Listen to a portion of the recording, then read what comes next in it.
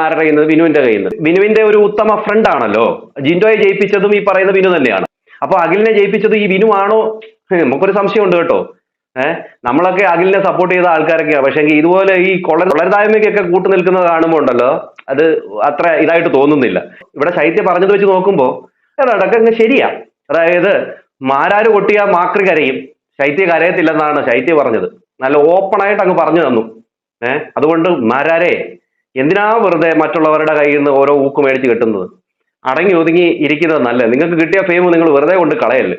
ഈ അനുമോക്ക് വീഡിയോ കോളൊക്കെ വിളിച്ചിട്ട് വലിയ കാര്യത്തിൽ വർത്തമാനമൊക്കെ പറയുന്നത് കേട്ടു. തൊപ്പിക്കിട്ട് അതിന്റെ ഇടയിൽ കൂടി ഒരു കുത്തൊക്കെ കൊടുക്കുന്നത് കണ്ടു. തൊപ്പി എന്താ ചെയ്തത്? തൊപ്പി VR മേടിച്ചിട്ട് കാശ് മേടിച്ചിട്ടാണോ ചെയ്തത്? അദ്ദേഹത്തിന് തോന്നി ഈ അനുമോടെ ആ ഒരു എച്ചിത്തരം പറച്ചിലും അതും ഇതും, വീട്ടിൽ കാറുണ്ടായിട്ടും കാറില്ല, ലോണാണ്, നമുക്ക് വീടില്ല, അതില്ല, ദാരിദ്ര്യം പറഞ്ഞു, അതും ഇതുമൊക്കെ കാണിക്കുമ്പോൾ തൊപ്പി അനീഷിനെ സപ്പോർട്ട് ചെയ്തു. അത് മാത്രമല്ല, കള്ളം പറയുന്നത് കേട്ടു.